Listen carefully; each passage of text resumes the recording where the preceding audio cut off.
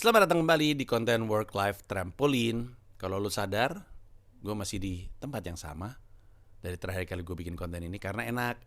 Kalau gue datang ke sebuah kota yang cuman satu hari, cuman satu kali pertunjukan, dan gue dalam kondisi fisik yang oke, sehingga gue nggak perlu terlalu banyak istirahat, tidur dan segala macamnya, punya tenaga untuk bikin konten seperti ini. Gue saat ini lagi di kota Batam soalnya. Ketika ini rilis pasti udah berminggu-minggu lewat. Seperti biasa, kita akan ngomongin soal apapun yang akan membantu kita bisa hidup dari yang kita cintai. Hidup dari kehidupan yang gak mesti ngebagi work dan life, karena yang kita kerjakan itu sesuatu yang membuat kita merasa hidup. Kali ini kita ngomongin sedikit masuk ke bisnis. Kita ngomongin soal profit diambil oleh kompetitor. I don't balance my work and my life because they're all jumping in the same trampoline. Assalamualaikum. Work-life trampoline. We're still hustling because we love what we do what we love. Pusing tapi bahagia. Carilah pekerjaan yang capeknya membuat kamu bahagia. Gokil. Work-life trampoline, baby. Pernah dengar gak istilah buruk muka cermin dibelah? Itu adalah pepatah yang kurang lebihnya menggambarkan salahnya di kita sebenarnya, tapi yang kita salahin orang lain. Di bisnis itu sering kali terjadi. Ada ungkapan profit kita diambil kompetitor.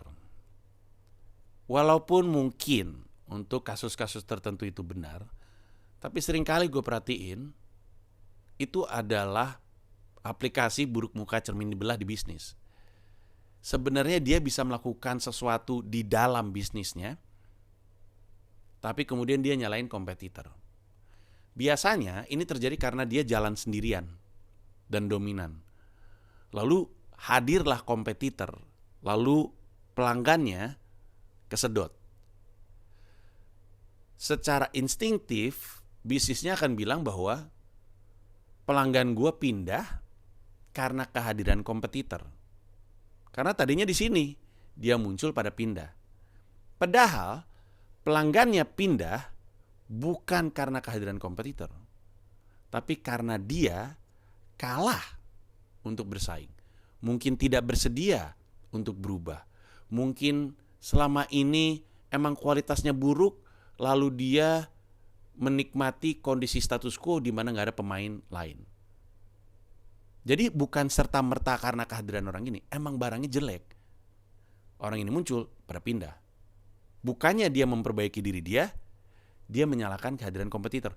Karena kalau ada kompetitor, tapi produk dia oke, servis dia oke, atau misalnya kompetitor naik, bawa perubahan dalam permainan dan dia bersedia juga untuk berubah, orang nggak pindah. Karena brand ini misalnya udah kuat gitu. Nah cuman yang sering sekali terjadi adalah buruk muka cermin dibelah. Kalau selalu nyalahin faktor eksternal, susah sekali untuk berubah dan bertumbuh sebagai manusia. Kebayang gak? Jadi kayak kalau misalnya dalam bisnis atau dalam kepemimpinan deh ya, kita tuh selalu maunya nyuruh orang mulu. Kita gak mau mengerjakan sesuatu. Bahkan keputusan selalu kita serahin ke orang lain gitu. Pada akhirnya kita punya kecenderungan untuk nyalahin orang-orang ini terhadap hal-hal buruk yang terjadi dalam hidup kita. Selama kita terus nyalahin orang-orang lain terhadap hal-hal buruk yang kejadian kepada kita gak bisa bertumbuh. Kalau kita bertanggung jawab atas itu, kita jadi mikir, ya emang ada salah gue. Soalnya waktu itu gue A, B, C, D, E. Abis itu dia akan bertumbuh, gue gak akan lakuin itu lagi. Sehingga ketika situasi yang sama datang, dianya udah jadi individu yang lebih baik. Tapi selama orang lain yang disalahin, dianya tuh jadi gak berubah. Dia tuh masih individu yang sama. Karena apapun yang terjadi dalam sekitarnya, termasuk dalam kepemimpinan dia, pasti ada peluang di mana dia sebenarnya bisa mengubah sesuatu. Pasti ada. Gue juga mempraktekkan ini.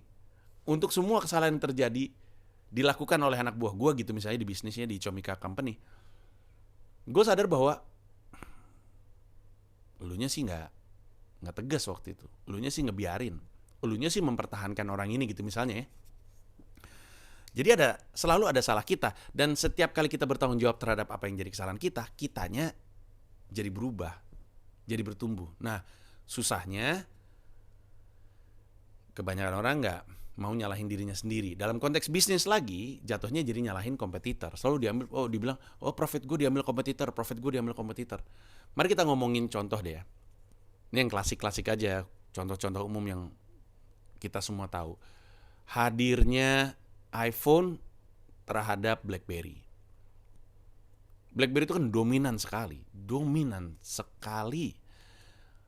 Lalu hadirlah iPhone, yang mana tuh sebenarnya kompetitor dalam konteks smartphone, ya kan? Tapi terus dia datang dengan touchscreen. Lalu insting pertamanya, ini tuh gue baca selalu dalam sudut pandang orang yang pro Apple ya. Jarang sekali gue menemukan penjelasan dari sisi BlackBerry. Tapi dalam perspektif orang yang pro Apple, selalu munculnya tuh BlackBerry tuh terdengar defensif dengan bilang, siapa yang mau sih pakai handphone kayak gitu, nggak bisa lu raba. Dan betul, gue juga dulu mikir kayak gitu. Dulu tuh gue tuh bisa texting tanpa ngeliat. Mata gue kesana, gue bisa texting dengan bener. Terus waktu iPhone muncul kan nggak bisa, orang harus ngeliat ke sini, ya kan? Dan memang betul juga. Tapi pada akhirnya kita tahu apa yang terjadi. BlackBerry terlambat untuk berubah. Giliran mereka mulai fokus sama teknologi tersebut, udah ketinggalan jauh. Akhirnya kita tahu apa yang terjadi dengan BlackBerry. Sekarang jadinya cuma RIM, dan RIM cuma fokus di software. Itu juga kayaknya nggak ada yang pakai deh. Kayaknya waktu itu perusahaan Indonesia sempat beli RIM nih. Kayaknya MTech sempat beli, tapi nggak tahu tuh nasibnya kayak apa. Atau yang klasik juga, misalnya Blockbuster dengan Netflix. Blockbuster besar sekali di era DVD rental. Rental itu adalah model bisnis yang wah gila, udah dari zaman video, gengs, video. Dulu waktu gue SD sewa video Betamax, Betacam, apa sih? VHS, apa sih gue lupa.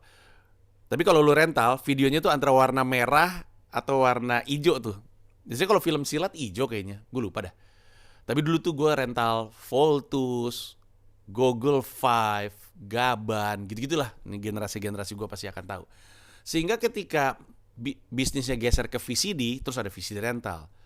Waktu geser ke DVD, ada DVD rental. Nah, si Blockbuster itu tuh penguasa bisnis rental, termasuk ketika geser ke DVD. Orang datang ke Blockbuster, di Amerika banyak banget, sempat ada di luar negeri juga. Terus orang milih-milih nih DVD.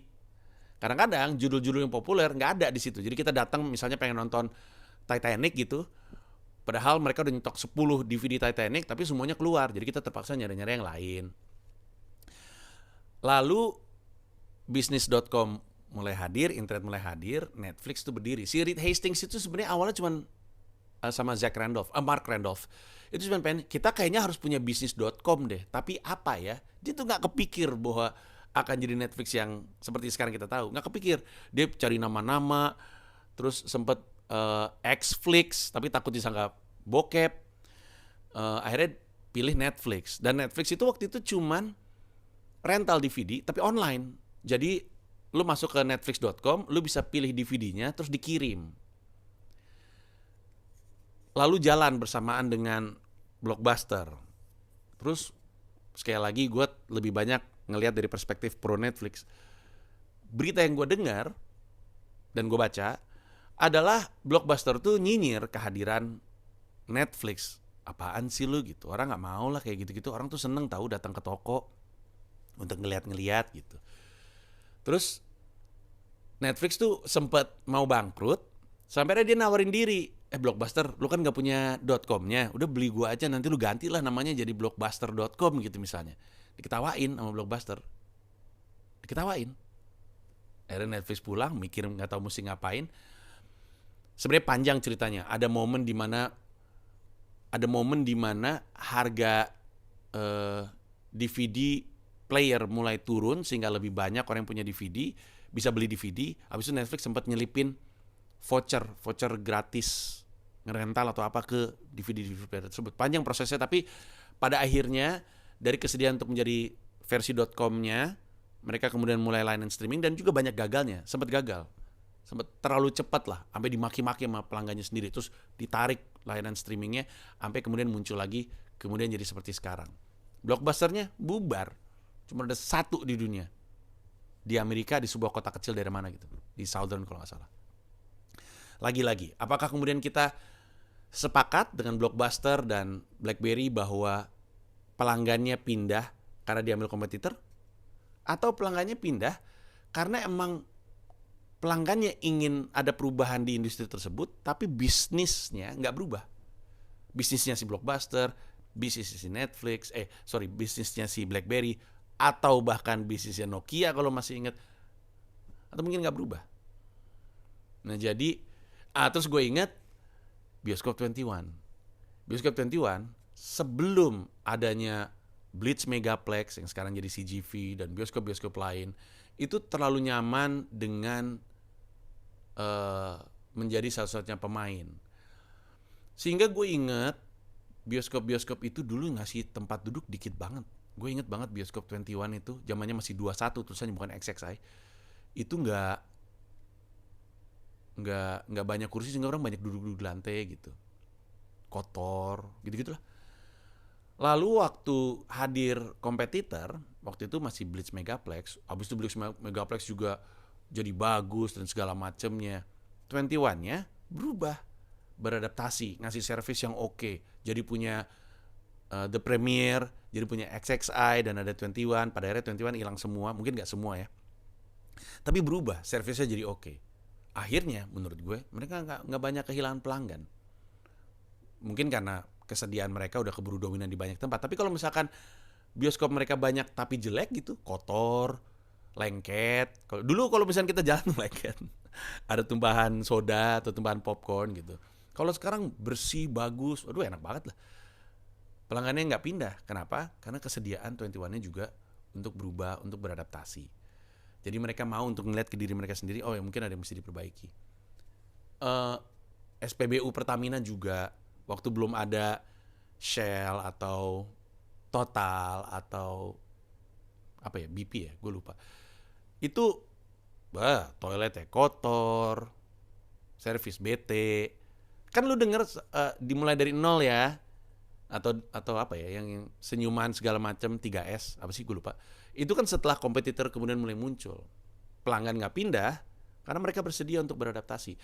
Jadi supaya kita nggak jadi buruk muka cermin dibelah dalam konteks bisnis, supaya kita nggak jadi bagian dari orang-orang yang bilang profit diambil kompetitor atau pelanggan diambil kompetitor, marilah kita selalu ngelihat ke diri kita sendiri apa yang kita bisa ubah, apa yang kita bisa lakukan lebih baik, adaptasi apa yang kita mesti lakukan, apa sih yang sebenarnya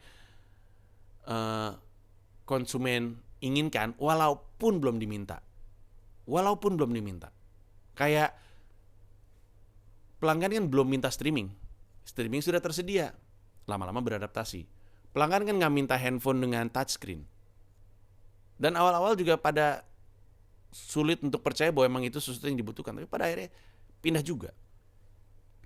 Walaupun belum dibutuhkan, kalau emang kita kenal dengan pelanggan kita harusnya tahu apa yang mereka mau. Itulah kenapa sampai dengan sekarang, walaupun pandemi sudah membaik dan acara off-air udah muncul lagi, layanan streaming itu tetap jadi fokus kami. Kami investasi dari kapan tahu. Penonton-penontonnya comikakomedi.club dari kemarin tuh harus mukul jidat atas kesalahan-kesalahan yang kami lakukan dari tahun 2020 ke 2021. Waduh, tuh ugal-ugalan banget.